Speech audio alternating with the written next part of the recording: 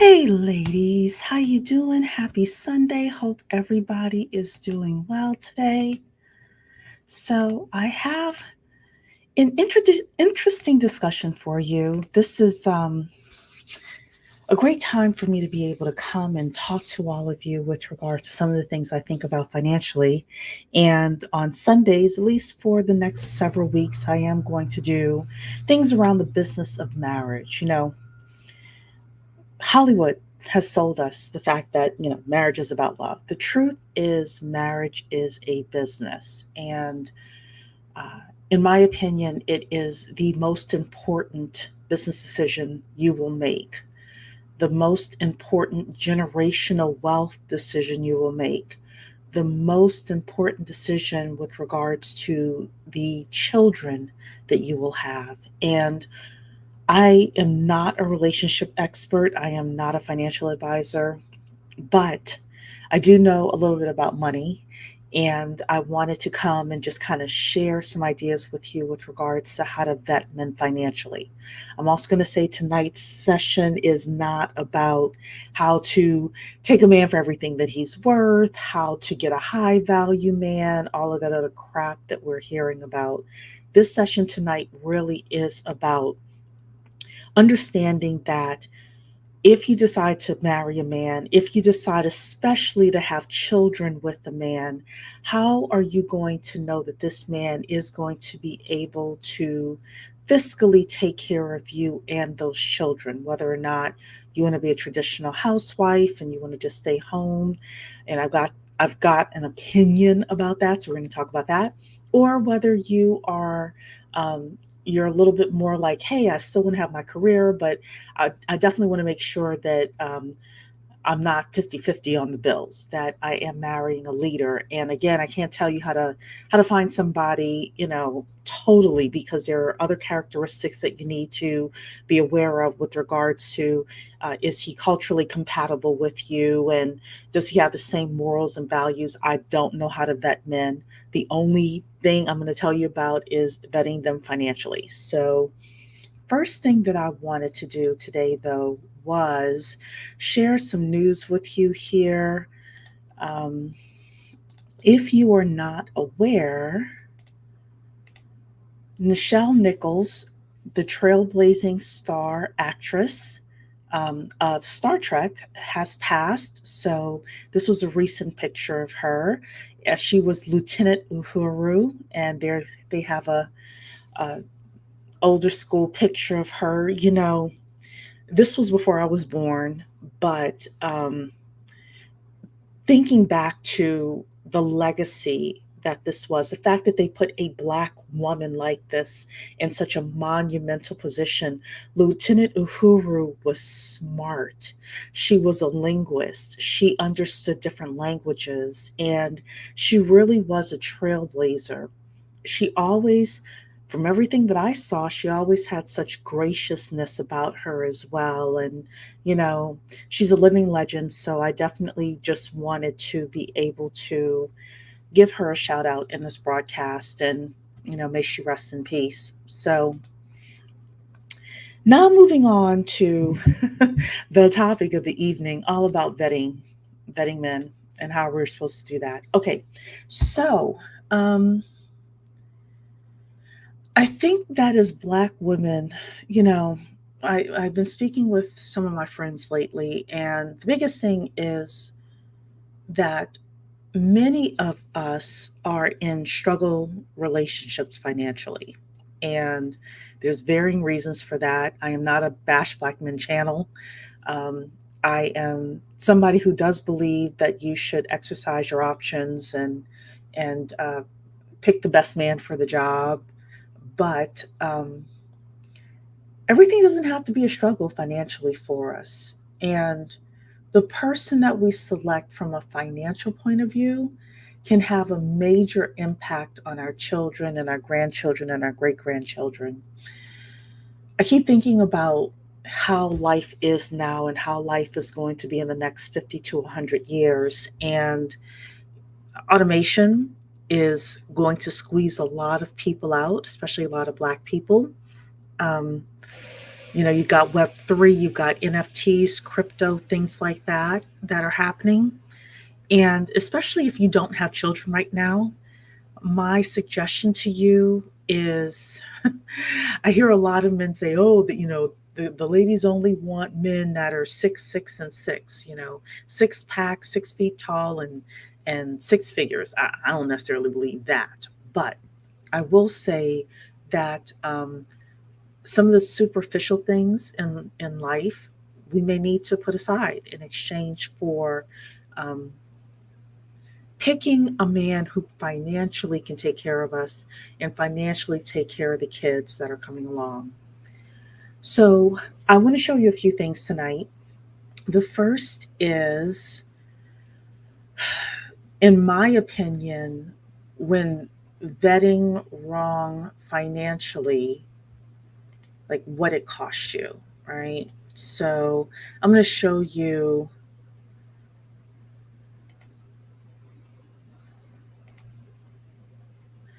All right. So this is Jenny O. Jenny O is a content creator here on YouTube, and she actually pulled a video from another woman, but I don't go on TikTok like that. So I'm going to show you this video here, and then we're going to talk afterwards. So guys, yeah, now we can get into it. Nobody thought to call me so she could change her clothes, and she's sitting in here and how does that happen? How? She smells like she's sitting in shit. Okay. First, let me apologize. I'm tired of the apologies. How many times do I have to come up here and there's a problem with my kid? I am tired of the apologies. She is sitting in nothing but feces. Look at her dress. Look at this. She's been sitting in feces all day. All day. What is Sorry going to do? Would you like to go in the office? No, I'm pissed. I am tired of this center. I understand you're upset, but the yelling is kind of not uncalled for. No, it is not. It is not. No, it is very called for. My daughter is sitting in her feces, and you standing there like it's not a big deal. I'm letting you say your piece. You're very upset. I understand. I'm letting you say your piece before I respond. Just say go ahead. Go ahead. Tell me how this makes sense to you. It doesn't make any sense. This is the 8th incident that I've had with this center. Call the manager right up. Call her right up right now. Call sit in it all day. Sitting in her own feces. How? How does that happen? Make it make sense. Okay. I hope you all could hear that. So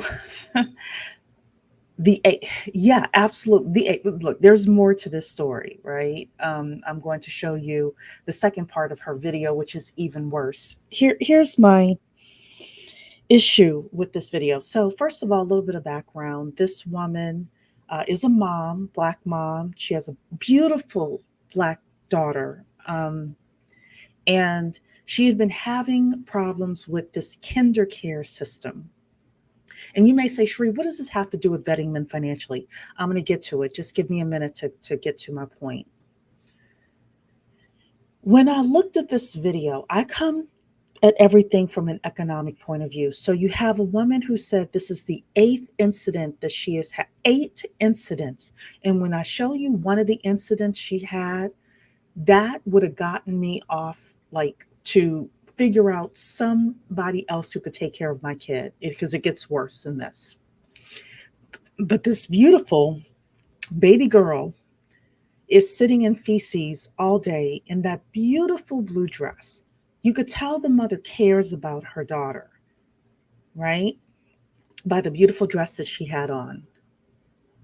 My question to the mother, and I am not dissing this mother or anything like that. Things are really, really tough right now.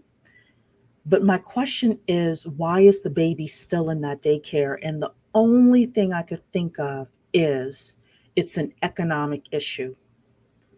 She cannot either afford to find a new place for her daughter to go, or She doesn't have a man in her life, and I'm not even going to say a husband in her life right now. I'm just going to say a man in her life that could say, you know what, take the next 2 weeks off work. I got your paycheck. I'm going to take care of all the bills. You take the baby, you stay home, and you figure out some other arrangement for this child. And that is one of the reasons why I wanted to say, and I keep saying that the person you choose to have a baby with, especially, even more than getting married to, because you get married to the wrong person, you can get divorced, and even if you have a payout, even if you have to pay money to the person, you can get past it, right? But if you have a baby with the person, whomever you have that child with, that is forever. And now this beautiful little girl is in this daycare, and I hadn't heard that the mother had moved the child someplace else. Let me just say that. But let me then come to the second video, because the second video was like, oh my goodness. Okay, because it got worse. Let me share my screen here. And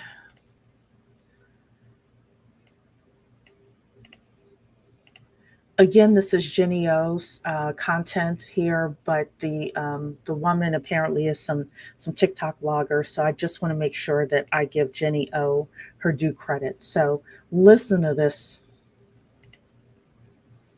Oh, what?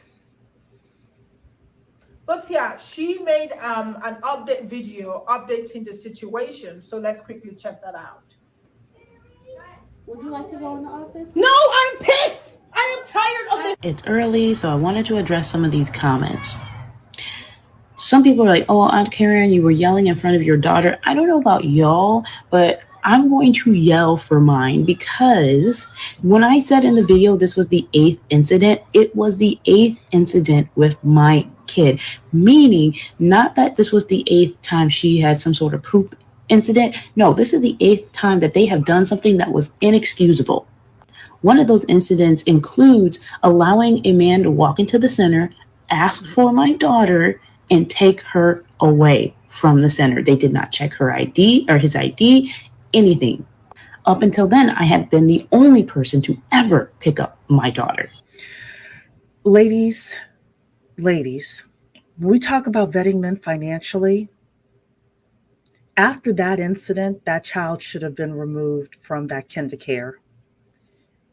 And one of the things that I'm just so passionate about is we, number one, need to make more income, so that way we're not leaving our children to somebody who that man could have walked off with that child. And we know the sex trafficking that happens in the United States with our daughters. Are you kidding? But by not vetting, and I don't know this woman's story, I don't know this mother's story, but there has to be something behind this. We have to be at a point, ladies, where if somebody is messing with our children, we are able to take them out of harm's way. And that includes getting our economics right and vetting men financially before we have children with them. I'm going to continue the video. So there was no reason for them to say, not to check out who that person was. This was a test that I ran to see what they would have done, and they failed it immediately. I talked to the center. They told me that it would never happen again, blah, blah, blah, blah, whatever. I should have left then. You're not wrong to think that. The next incident, somebody magically braided my daughter's hair. And I find it funny they had time to braid my daughter's hair, but they don't have time to clean my daughter. So some teacher was playing hairdresser with my kid. Now, KinderCare has an app in which they are supposed to know when something happens with a kid, right? So their bowel movements, their bathroom habits, all of that, eating. Okay, what I really wanted to show you, ladies, was actually the issue with the man. So she had already talked about that. Yeah, Yusumi, I'm sorry, I know I'm saying your name wrong. I look. The only thing I could think of why she's still there at that kinder care, After that, some strange man comes and gets, not it only should he have shown ID, they should have called the mama and said, hey, there's some guy here named XYZ. Is he supposed to be here? The only thing I could think of is it's a money issue. And I didn't even have this video when I came up with this topic, but I know it's important for us. It's important for us to get our money right and to vet men financially. Again, because we've got more people here now. I am not a relationship expert. There are other things you need to vet men on other than financially, but I know one of the top things you need to do is make sure that you are vetting these men financially. Because if you don't, your precious baby girl could end up in a situation like this, and you have to go to work, you have other responsibilities, the rent has to be paid, you're not getting child support, you're not getting enough child support, and you can't make it. You can't make a move. You can't protect your children because you have not done some of the legwork with regards to vetting them in financially. So, but it gets worse.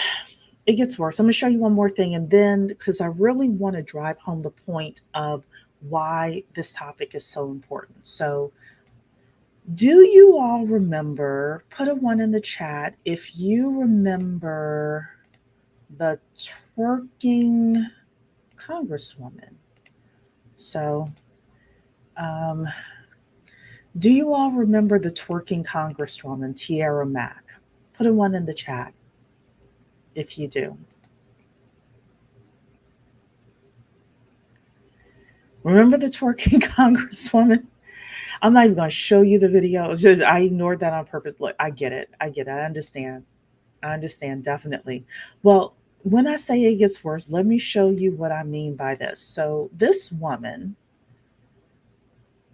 and I know it sounds like I'm super, super conservative. I'm just like dealing from common sense here. So this woman wants to teach our children age-appropriate ways of having sex. Yes, you heard it. Why am I talking about this when I'm talking about vetting men financially? Because I've been in some of the economic and business spaces of YouTube and Facebook, more so YouTube. I don't go on Facebook too much. And we were having conversations about how these white women were able to stay home from work, leave their jobs, and be able to homeschool their children because of the COVID issues and what's happening with some of the trans education that's happening and things like that. And if you are trans, if you're LGBTQ, I am not against you. I do believe, though, that that information should be reserved for parents who are educating their children, or once you get 18, then you do what you want to do. So fair warning over here. But I'm just going to show you like a minute of this mess that she said. And the reason I'm bringing it up to vetting men financially is when you're choosing a partner to have children with, we need to find partners who can, if things aren't going the way we want, who can put into the pot and give us the money in order to get our kids out of these dangerous situations. So listen to this. We should be focusing our attention on our young people and guaranteeing them all a quality education, which includes comprehensive, queer inclusive, pleasure-based sexual health curriculum. Pleasure-based? Our kids? She's saying elementary school. She's going to say that later on. The importance of vetting our men financially is to make sure that we do not put our kids in harm's way. Some of these legislators are cuckoo crazy. What are we discussing with these children? We'll be talking in an age-appropriate and safe space with our young people about masturbation. We'll be talking about all the different ways that they can protect themselves from if they choose and when they choose to have a sexual relationship with a partner, whether or not that is anal sex or penetrative sex or oral sex. Who decides what's appropriate? Parents decide what's appropriate. Against, for. Okay, that's all I want to show you there. All I want to show you there. And the reason, I know your ears, that's the last thing I want to show you. You're going to move into the vetting financially. But look, ladies, it's important for us to vet our men financially, because the way things are happening right now, we need to be able to say, you know what? I need to stay home for 6 months with my child. I need to stay home for a year with my child. I need to be able to pull my kid out of this daycare and us still be able to make it. So one of the questions I have for you is, what kind of skills do you have? Do you have the kind of skill where you can do a job at home or in the field if you need to? Because these daycare centers, there are a lot of daycare professionals who do love and care for the kids, but there are a lot who don't. They're making minimum wage and they're just there for a job. So, it is up to us to protect our children. And in order to do that, one of the best ways is to vet a man financially before we start having children with them, getting married, all of that stuff. So let's talk about it then. I want to talk to you about how to vet.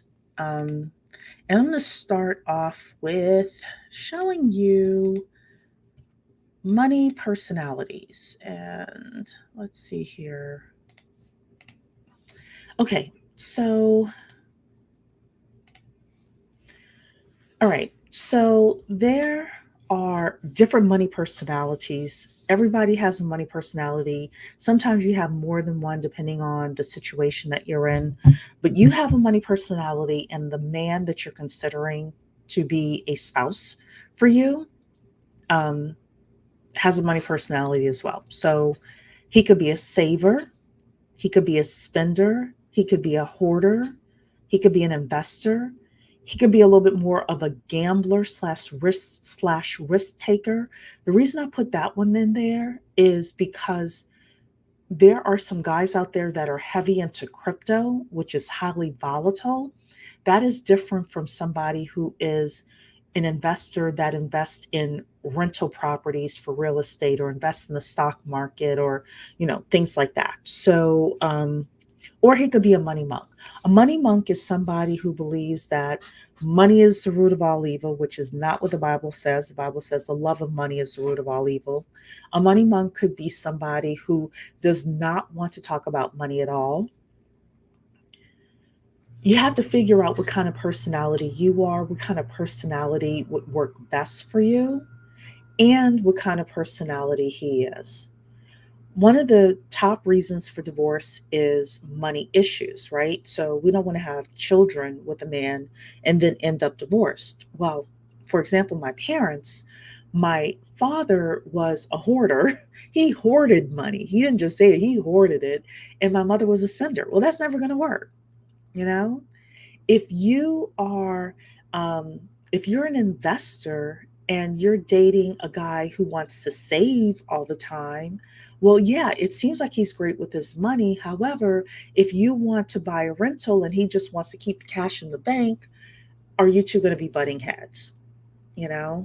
Or if you are a saver and he wants to put all of this money in crypto and these super risky investments, or he has a gambling addiction or other addictions.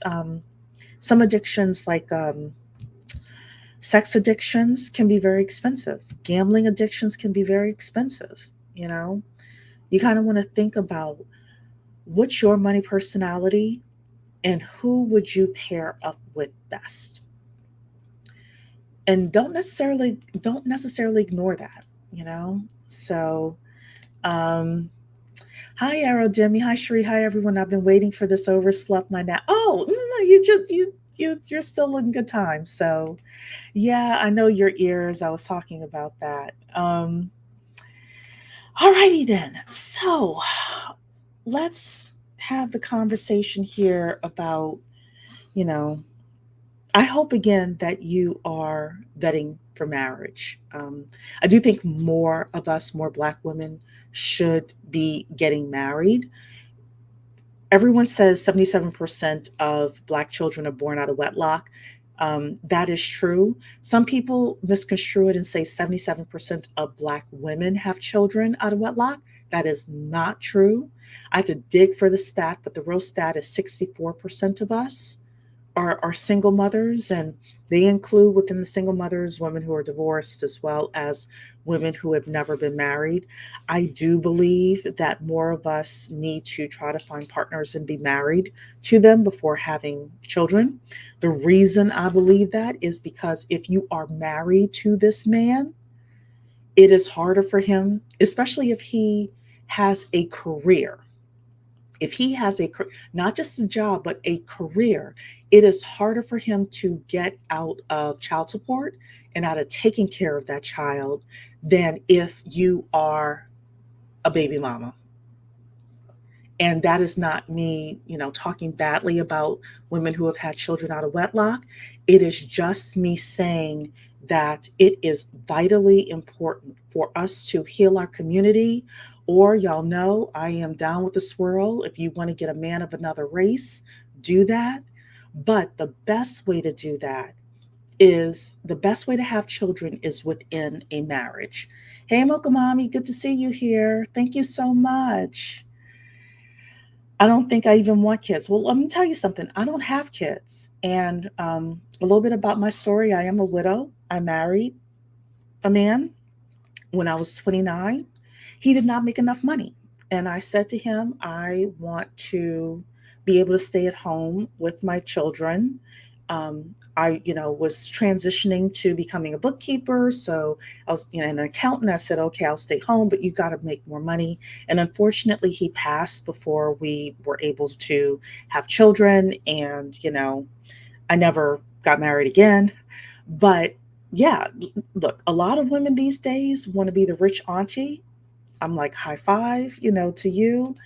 But with our children, things are changing so much these days. It's just important for us to be able to take care of our children. And one of the big things that we're missing within the Black community, especially as Black women, is being able to take care of our children financially in such a way that we can give them an advanced edge on the global competition that's happening out there. So this is not on my notes, but I'm going to talk about this for a second. So with Web3 that's happening right now, with the automation that's happening right now, your kids are going to have to apply against for jobs against people in India, in Kenya, in Shanghai, in Europe. The company may be registered in Cleveland, Ohio, but in the next 15 years, if you're looking at the things that's happening in the metaverse, we need to prepare our children for them to be able to compete globally. And in order to do that, I have a business plan client, for example, because that's what I do for a living. I write business plans. I have a business plan client who has a 6-year-old son in this advanced mathlete boot camp on Saturdays. We need to have the money to be able to do those things. We need to have the money to be able to pay for the private tutors. I see Mocha Mommy in here. She's talking all the time about her daughter being on the traveling sports team. That stuff costs money. But with that, she's able to give her daughter an edge in the marketplace. We cannot do that if we don't have money, if we don't vet these men financially. So you're saying you're going to invest in your nieces. Abundance Plus saying, hello, ladies, I'm new here. Big ups, Mocha Mommy. Hello, Abundance. All right. So another thing, let's talk about it here. Be a little messy here. Building a man up. Vetting men financially. Now, I am not a black male basher at all, but this is something that's talked about. Should you build a man up? Should you be a starter wife? I'm going to say I don't know. I'm interested in hearing what you all have to say in the chat about this. I see the pros and cons of both. I really understand the cons of it. If you are concerned that that guy the other day put out that post about she's not the prettiest and she's not the most intelligent. Did you all see that? That dumbass man who's a life coach.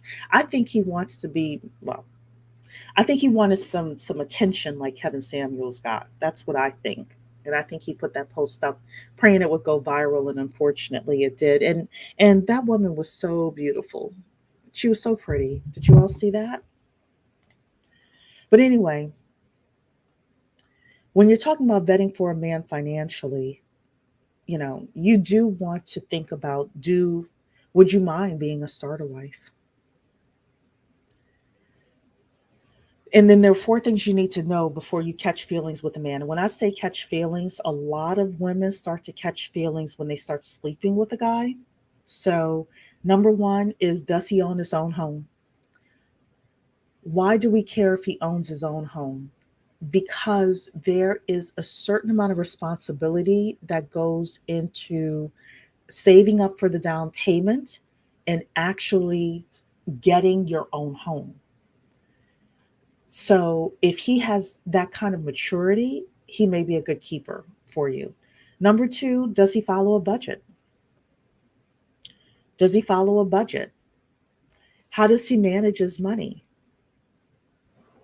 Number 3, does he care about his credit? I didn't necessarily say he has good credit, even though it would be nice, because there are some jobs out there that you cannot get if you have bad credit. So does he care about his credit? That's number 3. And number 4, what job does he have now and what is his career trajectory? So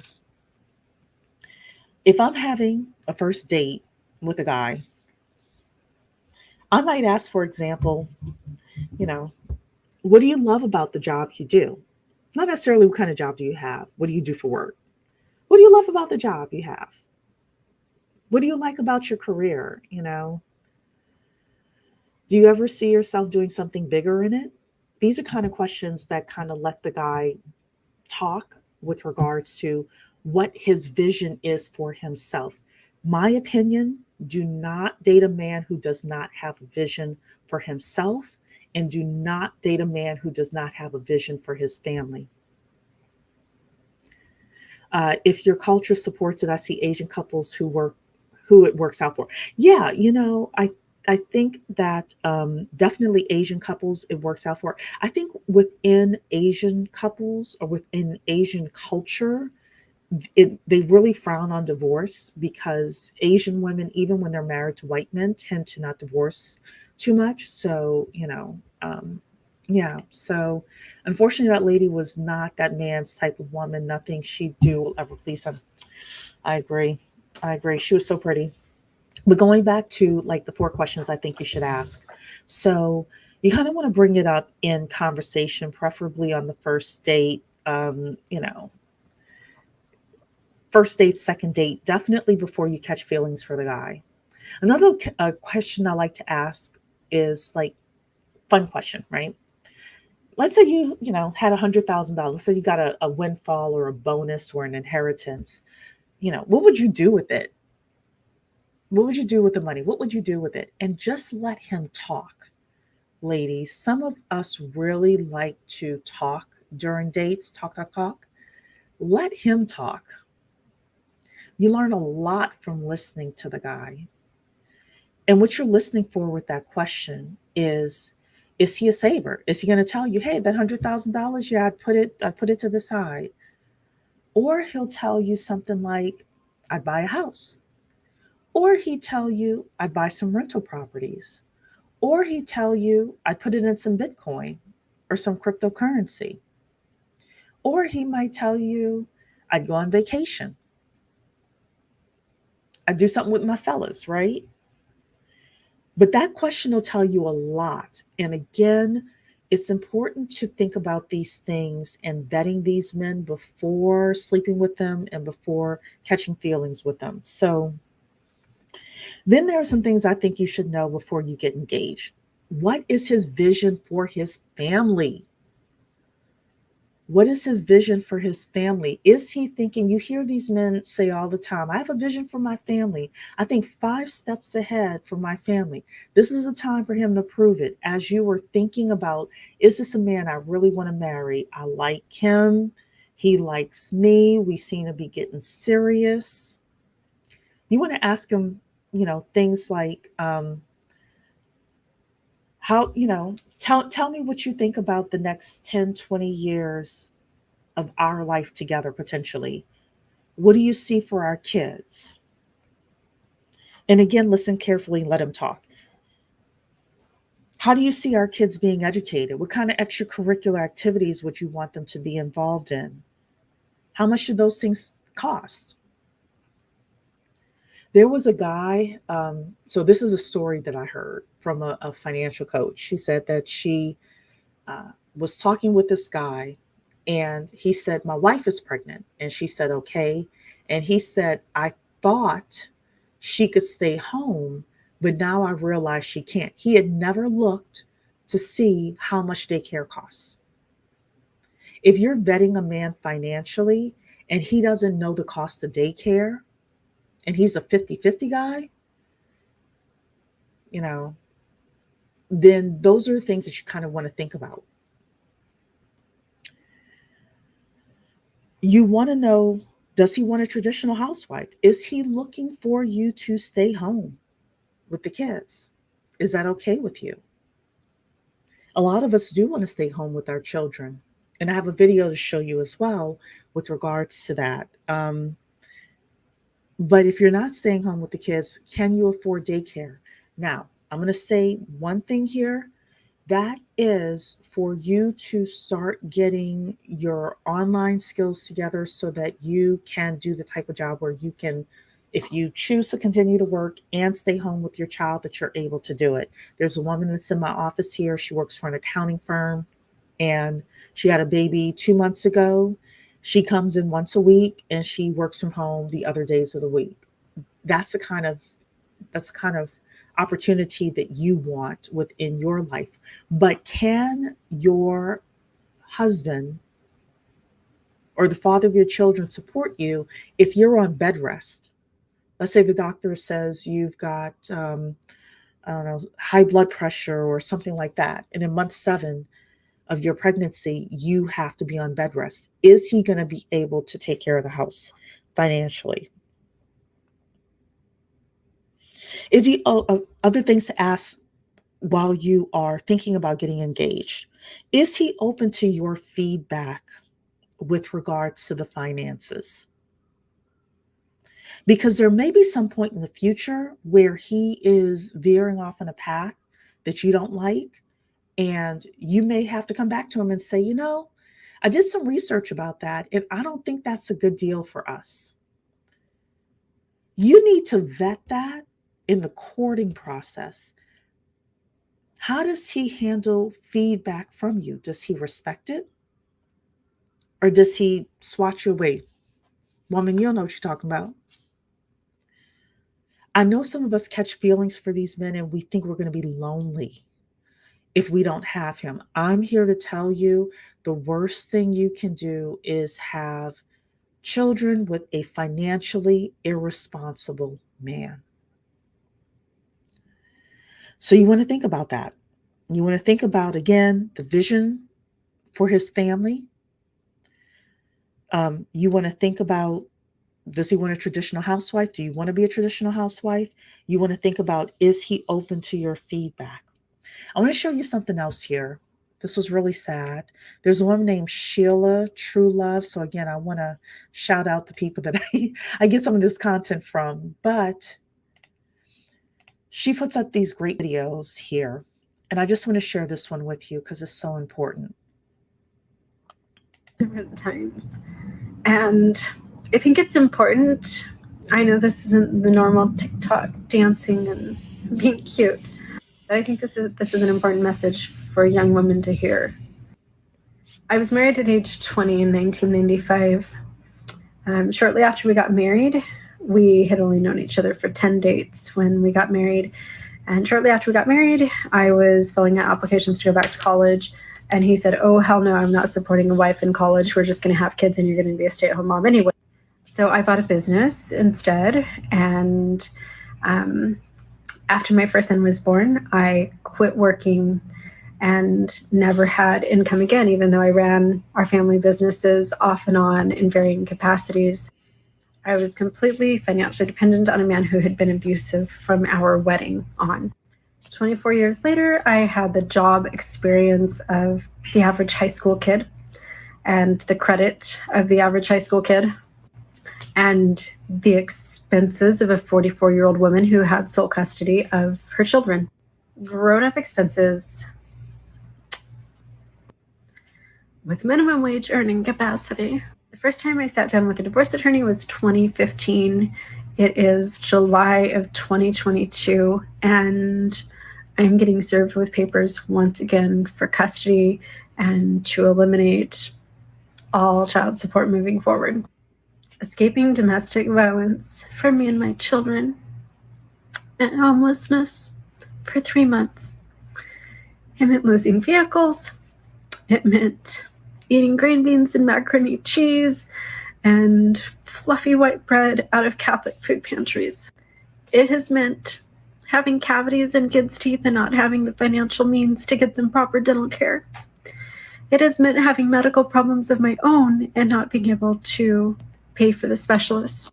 From 2015 to 2022, I have been in court perpetually. Instead of focusing on raising my children, moving forward in life, instead of spending my money educating myself, paying for marketing for my business, I'm paying for attorneys. Because a divorce decree is not a strong enough boundary for a hateful human being who lives to see you destroyed and thought that you were just a piece of meat even when he was in love with you. Okay, I've pushed record on this video like... Okay, so this is a sad story for this woman. Very sad. Why am I showing you this? We're talking about vetting men financially. This guy, he was paying for everything for her financially, but you heard her say he was financially abusive. When you're vetting men financially, make sure you are not getting a man who is on the other extreme where they are financially abusive and where they're going to hold money over your head. Always, always, always, in my opinion, be able to support yourself in some sort of way. I understand where modern women are coming from, where they don't want to end up not being able to take care of their children and themselves. This woman's story, she's 44 years old. She can barely get a job, but she has the expenses of a 40-plus-year-old woman and the resume of a teenager, she said. And this man has taken her in and out of court. And he may end up getting custody of those children if he, depending on what state he's in, if he can prove that she can't take care of her kids. So again, we want to vet men financially to make sure they ain't broke, but we also want to vet men on the other way to make sure they're not financially abusive. Final thing I want to say to you, I have just a few more points here. Trust but verify before you get married to a man. Just like many of us should meet with marriage counselors before getting married, before having children, you may want to meet with a financial coach or a financial advisor, preferably someone who's certified. Create a family wealth plan. What does our family look like? You know, we're talking about having kids 2 years after we get married. Great. What is that going to look like financially? How much money do we need to have saved up? How much money do we need to have in the bank? And during those sessions, listen to him as well with regards to, does he lean into it, or is he like a money monk trying to say, oh, I don't know, I don't want to do anything with regards to money. Is he going to be the leader of your family when it comes to the finances? You also get to see his documents, look at his credit score, look at not only the credit score, but the full credit report, bank statements, and he gets to look at yours as well, right? Set up a prenup. And within prenups these days, there are people who are actually putting in, like, if we get divorced, then this is how much spousal support I get. This is how much alimony I get, etc. You can do those things with regards to vetting your men financially, and do not be afraid to walk away from a bad engagement, from a bad man. And he may not be a bad man with regards to his heart or anything like that. He just may not be a good financial fit for you. And then you need to be the woman that your perfect guy financially would want to be paired with. Are you an excessive spender? Are you a money monk? Do you have bad credit? Do you not own anything, including any stocks or anything like that? If that guy is looking at you financially, would he, be like, oh, wow, this woman is a really great catch. She's really good with money as well. Just like he's looking for a woman who's a size 6 and a woman who has certain hair and certain features. Yes, ladies, please like the video. I keep forgetting to say that. Please like the video. Yes.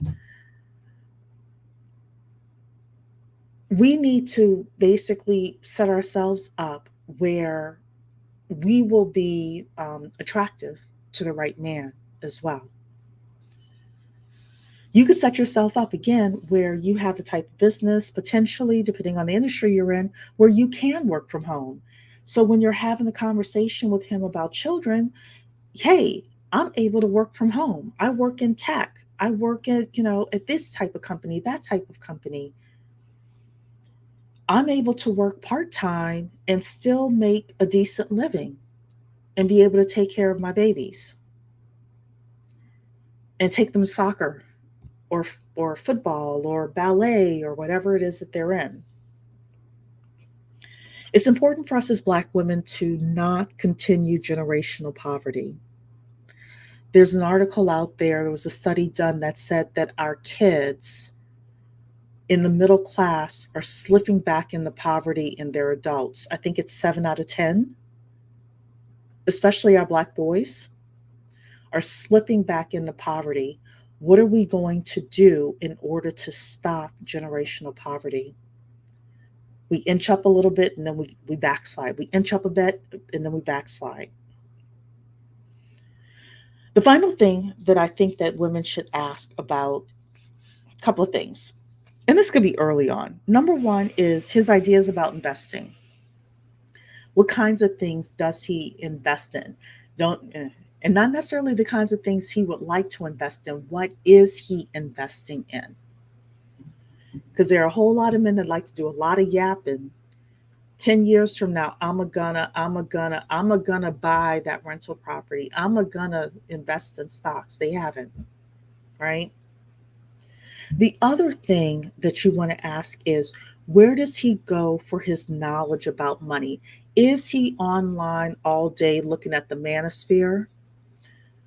And that includes the white men you may be dating too, the Hispanic men, the Asian men. Are they watching manosphere stuff, or are they watching Yahoo Finance? Are they watching CNBC? Are they watching, there's a guy, Anthony Pompliano, who's pretty popular, the Bankless podcast. There are a whole bunch of places that are talking finance, money, investments, etc. Ask him, hey, can I sit with you sometime and listen to one of the podcasts you usually listen to? And then start asking him questions. Make him feel smart, you know? You sit there, you have a glass of wine with him, you're listening to this podcast about real estate, for example, that he selected. Butter him up a little bit, make him feel smart, right? Ask him questions. Hey, what does that term mean? Hey, can you tell me a little bit more about that? Hey, how would we apply something like that? Even if you already know the answers, ladies. We're talking about vetting men financially. Figure out what they know.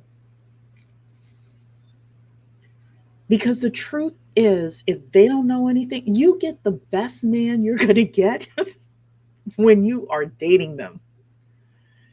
If they don't know anything when you're in the courtship period, then unless they have some sort of a huge about face at some point in your marriage, you are taking a chance. So that is it for me. I hope you ladies enjoyed tonight's session. I hope you have a great Sunday. Prep yourselves for work tomorrow, and I will see you ladies next week, okay? Take care.